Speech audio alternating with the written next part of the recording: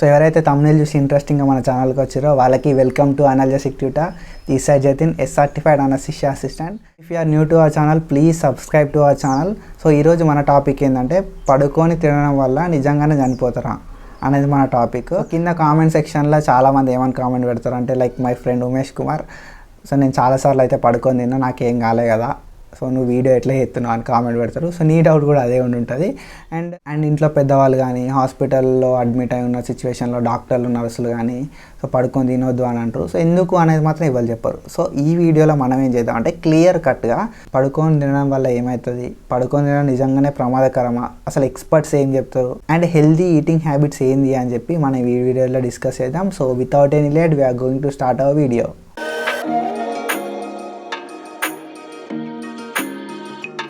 So let's start our video. అసలు పడుకొని తినడం వల్ల ఏమవుతుంది అని చెప్పి డిస్కస్ చేద్దాం క్లారిటీగా. నార్మల్గా నువ్వు తిన్నప్పుడు ఎట్లుంటుంది అండ్ పడుకొని తిన్నప్పుడు ఎట్లుంటుంది అని చెప్పి మనం డిస్కస్ చేద్దాం. సో ఒక పిక్చర్ తోటి అయితే మనం క్లారిటీగా డిస్కస్ చేద్దాం. So without any late, so మనం ఇప్పుడు పడుకొని తింటే ఏమవుతుంది అని చెప్పి డిస్కస్ చేద్దాం. సో నువ్వు ఎప్పుడైతే కూర్చొని తింటావో, కూర్చొని తిన్నప్పుడు డైజెషన్ అనేది ఈజీ అవుతుంది. సో కూర్చొని తిన్నప్పుడు మౌత్ నుండి ఈసోఫాగస్ నుండి స్టమక్కి మనకు ఫుడ్ అనేది పోతుంది అండ్ డైజెషన్ ప్రాసెస్ అనేది ఈజీ ఉంటుంది. సో గ్రావిటీ ఉంటుంది కాబట్టి మనకు ఫుడ్ అనేది ఈజీగా డైజెస్ట్ అవుతుంది. బట్ నువ్వు ఎప్పుడైతే పడుకొని తింటావు, పడుకొని తిన్న సిచ్యువేషన్లో ఫుడ్ మౌత్లోకి పోతుంది, సేమ్ ఈసోఫాగస్ పోతుంది, స్టమక్ పోతుంది. బట్ ఏదైతే నువ్వు లయింగ్ పొజిషన్లో పడుకొని ఉన్న పొజిషన్ ఉంటావు కాబట్టి గ్రావిటీ ఉండదు అక్కడ. సో గ్రావిటీ ఉండని సిచ్యువేషన్లో నీకు డైజెషన్ ప్రాసెస్ అనేది స్లో ఉంటుంది అండ్ మనకి గ్యాస్ట్రిక్ రిఫ్లెక్సెస్ అయ్యే ఛాన్సెస్ ఉంటుంది. సో జీఈఆర్డీ అనే ఒక కండిషన్ ఉంటే ఆ జీఈఆర్డీ కండిషన్లో ఏమవుతుందంటే మనకి ఈ స్టమక్లో ఉన్న కంటెంట్ మొత్తం కూడా ఈ ఈసోఫాగస్లోకి వస్తుంది. అప్పుడు ఛాతీలో మండినట్టు అనేది మనకు అనిపిస్తూ ఉంటుంది. సో మనం పడుకొని తినడం వల్ల యాస్పిరేట్ అయ్యే ఛాన్స్ కూడా ఉంటాయి. సో యాస్పిరేషన్ అంటే ఏంటి అంటే మనం ఎప్పుడైతే ఫుడ్ తింటామో మనకి ఫుడ్కి ఎయిర్కి 2 పైప్స్ ఉంటాయి.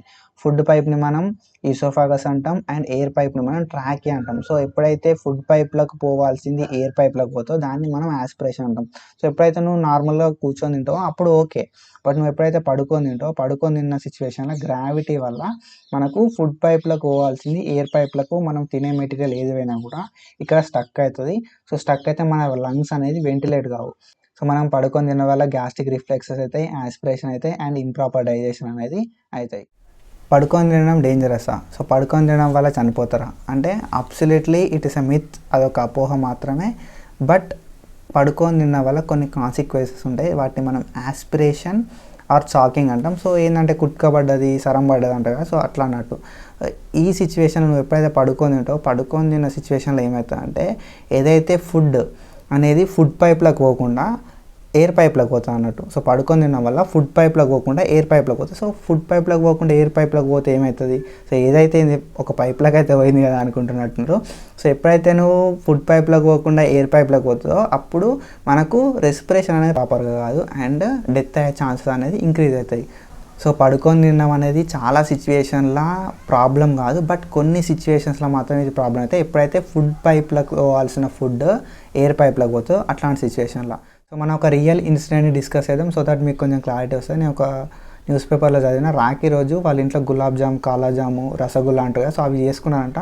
సో దట్ 21 years ఒక అబ్బాయి పడుకొని రసగుల్లా తిన్నాడంట. సో దట్ అది ఫుడ్ పైప్లోకి వెళ్ళకుండా మన విన్ పైప్లోకి వెళ్ళి ఆయన డెత్ అవుతాయిండు.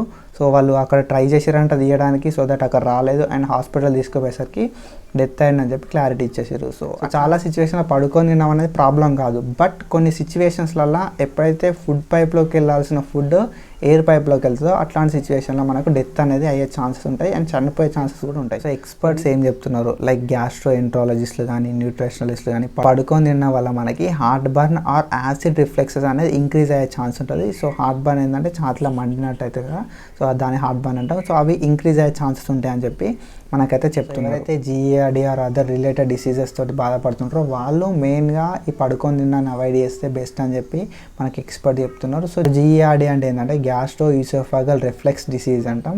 సో ఇందులో ఏంటంటే స్టమక్ కంటెంట్ ఏదైతే ఉందో, సో స్టమక్లో ఉండాల్సింది ఈసోఫాగస్లోకి వస్తూ ఉంటాం అన్నట్టు. సో దాన్ని మనం జీఈఆర్డీ అంటాం. సో ఇట్లాంటి సిచ్యువేషన్ ఉన్న వాళ్ళందరూ కూడా ఈ పడుకొని తిన్నాను అవాయిడ్ చేస్తే best. So let's go to discuss about safer eating habits. So safer eating habits అంటే ఏంది అంటే సో మంచిగా కూర్చొని తినుర్రి అండ్ నెక్స్ట్ ఎప్పుడైతే మీరు తినడం కంప్లీట్ అయిపోతుందో ఒక 30 minutes వరకు పడుకోకండి. అండ్ 30 మినిట్స్ తర్వాత పడుకోండి. సో ఇట్లా చేయడం వల్ల ఏమవుతుందంటే యాస్పిరేషన్ కానీ, చోకింగ్ కానీ, గ్యాస్ట్రిక్ రిఫ్లెక్సెస్ కానీ, జీఈఆర్డీ కానీ ఇట్లాంటి కాంప్లికేషన్స్ అన్నిటిని కూడా మనం అవాయిడ్ చేసిన వాళ్ళం అవుతాం.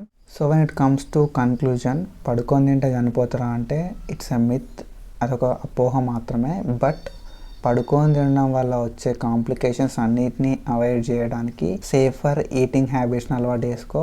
అండ్ ఎవరైతే పడుకొని తింటారో ఆ ఫ్రెండ్కి షేర్ చేయి. సో నన్ను కూడా ఫాలోగా మంచి మంచి టిప్స్ చెప్తా. And thank you so much. Signing off.